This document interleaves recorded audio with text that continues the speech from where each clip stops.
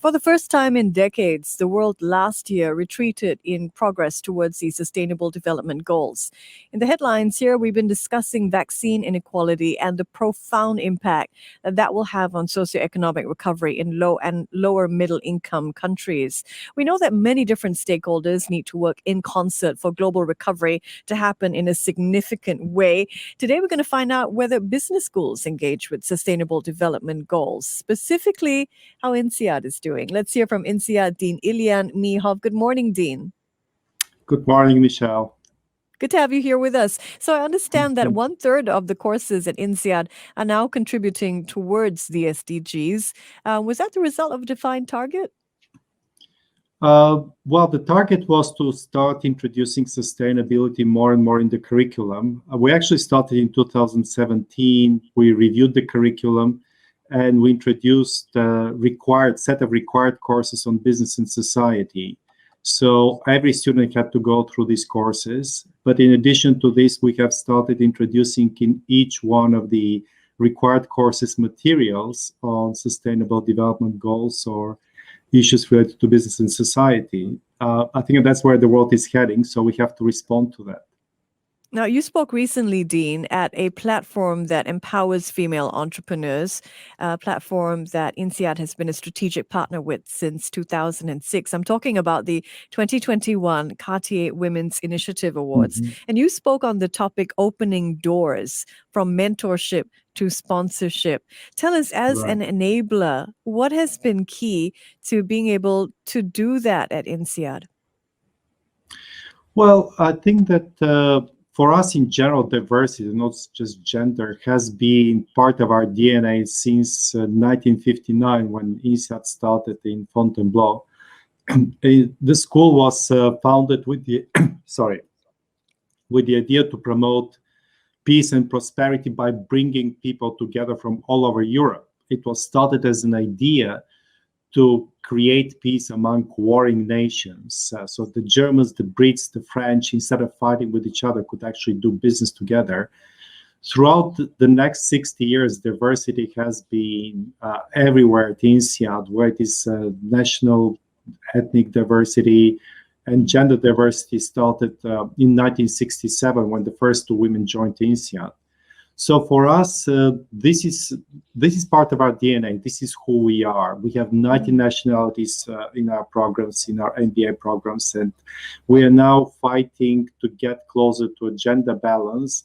And we have made some progress. So today we graduate 350 women with an MBA degree, which makes us in the top 3 schools in the world. But we're not there yet because we want to make sure that every obstacle, every impediment that women face in their progress in their career is dealt with. So we try to go to gender balance by popularizing MBA as a good degree for women, by creating more scholarships for women, and in general for increasing the diversity in the school. So there's a long history to draw on when it comes to diversity and inclusion efforts. As you say, it's part of your DNA for Insead from the very beginning, the founding of the school. I wonder if you can single out for us from that long history some examples of diversity efforts that have really worked for Insead. Sure. So I think that scholarships work a lot because especially in the gender dimension, we have noticed that sometimes women are less willing to take on a loan. They view it as a risky investment when you have to borrow in order to do your MBA. So a little bit of support, financial support, goes a long way in increasing the participation of women in the application pool, even. So I think that this is very important. The other thing that I think it works really well is popularizing through role models. In fact, a few years back, two of my colleagues, Lucia DiCaprio and Maria Guadalupe, wrote a paper where they studied why women sign up less for coding classes, programming classes. And they did an experiment where to one group of women, they sent an invitation to follow a coding class, just with the information about the class, and the other group received the same email plus a story about a role model. And in the second group, the signing up was actually twice as high as in the first group because they had this role model. And when you think about it, it actually makes a lot of sense. When you think about the business world, today we still have 95% of the CEOs of the S&P 500 companies or Fortune 500 companies are men. So for many of the role models are there. You don't have to even think about it. But in the business world, for many women, still it is not clear that it is a good career and women can be successful. So we had this campaign called Limitless, where we featured some of our successful alumni, some of our female alumni who actually told their stories, and you could see how you can create a very meaningful and very impactful career after an MBA. So that has worked so fascinating. well. In fact, we featured some of the women from your Limitless campaign on our program. We wanted to amplify, what that campaign was doing, which is terrific because women need to see how other women are making it in the world. And that can make a difference in terms of whether they or not they sign up to invest in themselves. That's so fascinating, really. Taking a step back, Dean, what are your thoughts on the impact that COVID has had on efforts that work towards diversity and inclusion? Well, unfortunately, it had a negative effect. You mentioned in the beginning, in general, the progress towards the goals in 2030 got a setback through COVID in many different dimensions. So I recently saw a report from the U.S. National Women's Law Center that showed a really, striking figures. Out of 100 people who dropped out of the labor force, 80% were women. So out of 100 people, 80 will be women, 20 will be men. So the ratio is 4-1, and that's really scary when you think about all the progress that the world has been making towards inclusion. That a shock like this can set us back so much. Many people are concerned about the fact of downsizing falling disproportionately towards women or minorities relative to the majority.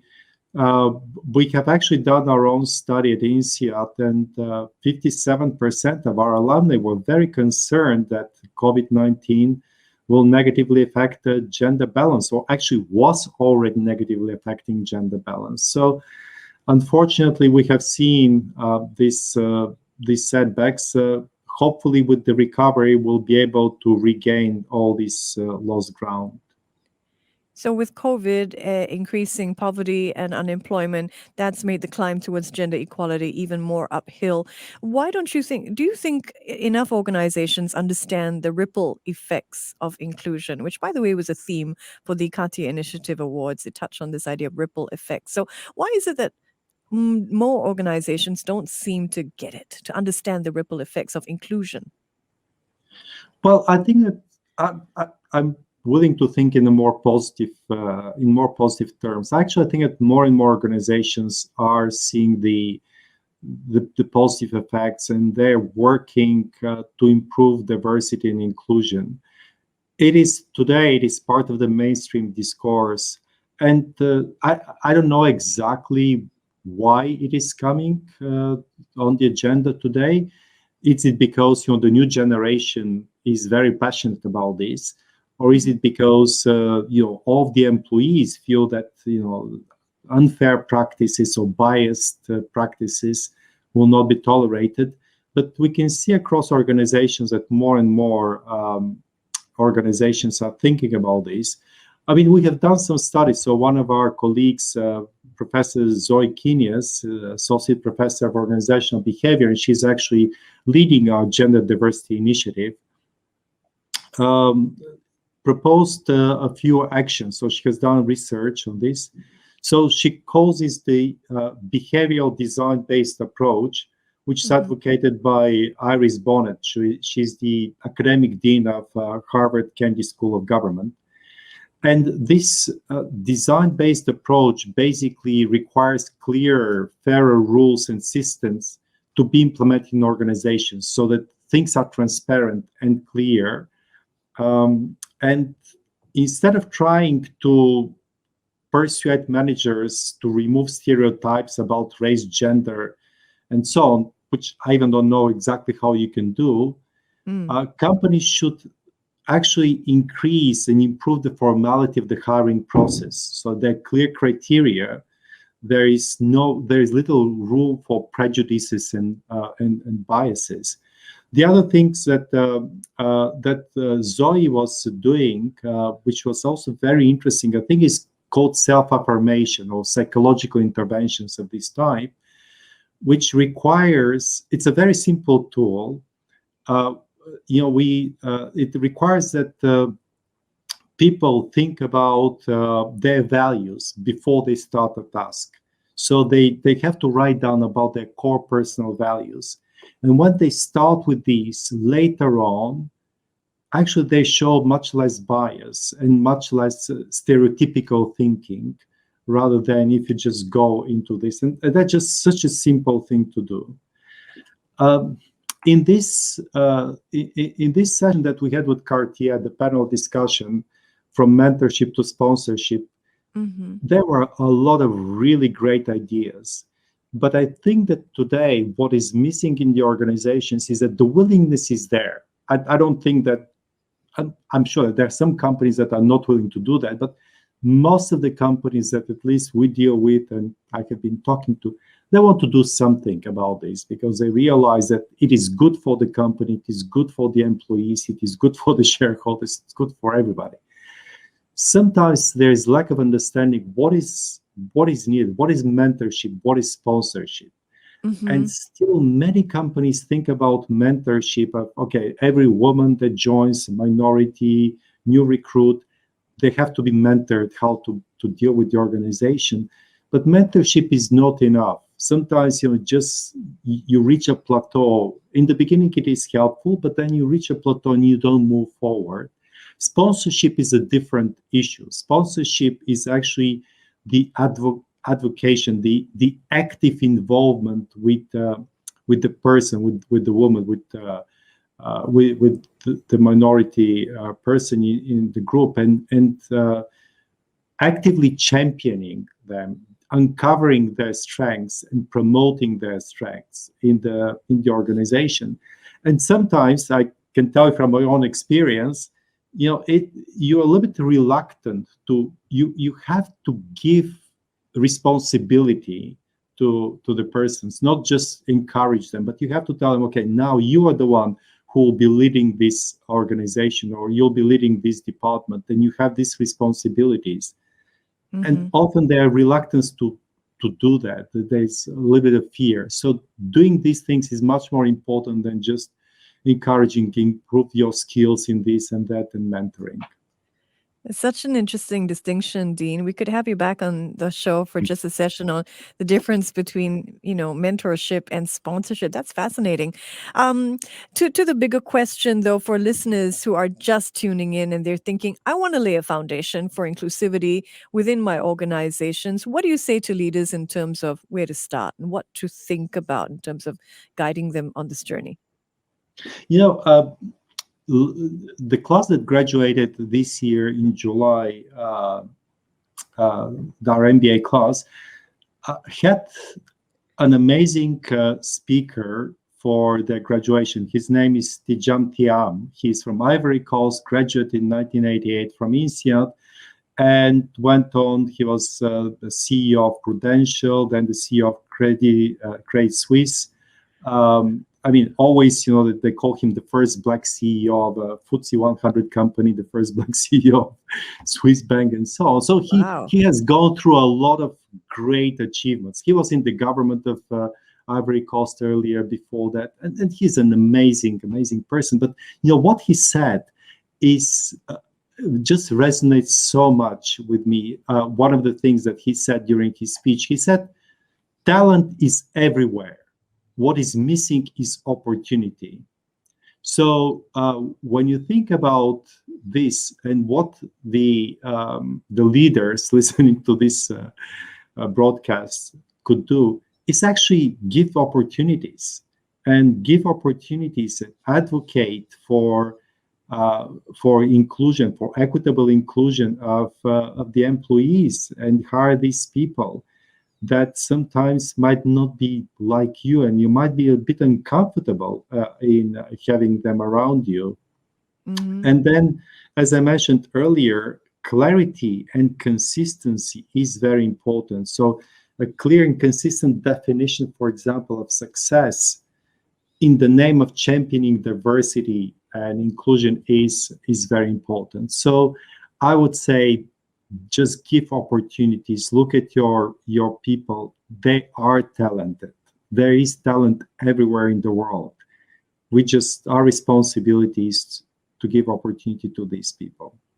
So what are the responsibilities you're parceling out? Are you really engaging with this goal of inclusivity, or is it just, a motherhood statement, so to speak?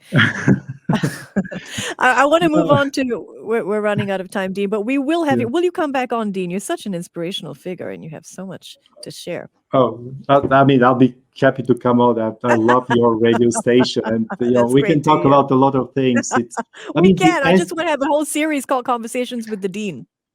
Okay, no, I'm not sure how many listeners you will have, but anyway, I'll be happy. A lot of people want to head back to business school, Dean, truly. All right, before we let you go, there are some amazing female entrepreneurs making change happen. And speaking of inclusion, the Cartier Women's Initiative is all about empowering female entrepreneurs, and Insead has been a strategic partner since 2006. And some of these female entrepreneurs making change happen, I mean, from data-based cashless credits to smallholder farmers to solving the problem those of us have swallowing big pills. Just incredible. I wonder, Dean, if you could take us on a tour of some of the 8 laureates that the Cartier Women's Initiative has singled out from over 800 applicants. Yeah, I think it actually, so a little bit about the Cartier Women's Initiative. It started in 2006. So Cartier, everybody knows Cartier, Insead and McKinsey, we actually joined forces in 2006 to promote women-run, women-owned businesses, and to give a little bit of a boost to these entrepreneurs. It is unbelievable when you go to this event and you see it's exactly what Tijan was talking about. Talent is everywhere, and what Cartier Initiative was doing was giving the opportunity to these talented women from literally all over the world. And I must tell you, in the last 8 years as a dean, I've been attending all of these award ceremonies, and every time you're sitting there mesmerized. So let me just tell you about a few of those. And I think that we can have an episode just on this, because women are just unbelievable. So this year, there was this company, I think it's called Maya, by Senabu Dieng from Mali, that she noticed that a lot of the vegetables, a lot of the groceries, the produce from the local producers were just wasted or thrown away at the end of the day or the end of the week. So she created a company in order to get these products from the local producers and to create manufactured food made exclusively with local agricultural products. And since, I think in the last 4 years, she has processed something like 78 tons of vegetables and cereals, and 1/3 come directly from the partner farmers. And again, it increases the income. It's a direct way of fighting poverty in Mali, which, as you know, is one of the poorest countries in the world. Then there is a story of Rebecca Hui from the United States. Her company, I think, is called Roots Studio. And what she's looking at is to go to the rural communities globally and to try to digitize their cultural heritage into intellectual property for licensing. because very often, we use things that they look beautiful, but they could have, Aborigines origin, or the Native American origins and so on, but they're not. People do not actually get any rewards for the intellectual property that they have created, and we're just using it for free. So she is using, I think, mostly in Asia. She works mostly in Asia, 2,200 artists, and trying to get intellectual property. Then the profits are split between the community and the contributing artists.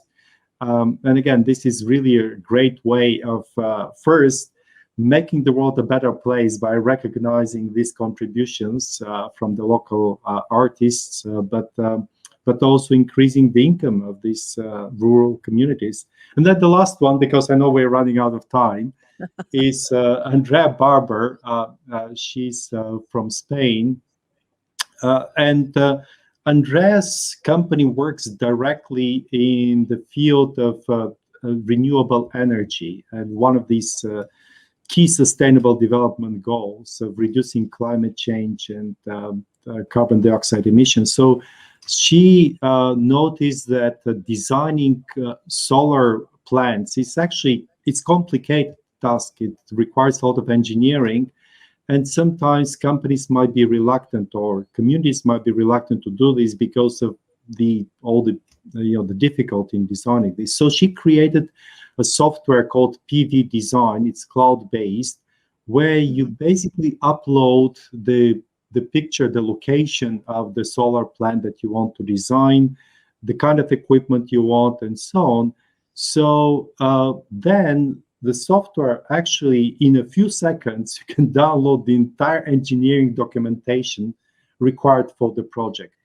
So rated power calculated if only one of the 200 projects studied with PV design were installed annually, the energy generated would be 10,000 gigawatts, which translates into enough energy to supply more than 3 million households, even in remote off-the-grid communities. So again, you can go on and on. All of these projects are really fantastic, and I'm so proud that Insead is involved in this. So what we do, actually, just to finish with this, is that once we identify the finalists, we bring them to Insead. We identify 24 finalists. So we bring them to Insead, to our Insead Social Entrepreneurship Program, because we want to improve their skills in terms of managing the company, creating plans, and so on. So they go through the process, and they create, not only that they learn something, but they become part of an amazing network of social entrepreneurs from around the world. Yes, we've spoken to some of them, and they never fail to talk about the network effects that, being part of Insead has brought to their lives and their business. Like the best of educators, Dean, you have stretched our minds in terms of possibilities this morning. Thank you so much for being with us. Thank you. It's my pleasure. We've been learning how business schools engage with these sustainable development goals with Insead's Dean Ilian Mihov. I'm Michelle Martin. It's back to regular programming. Money FM 89.3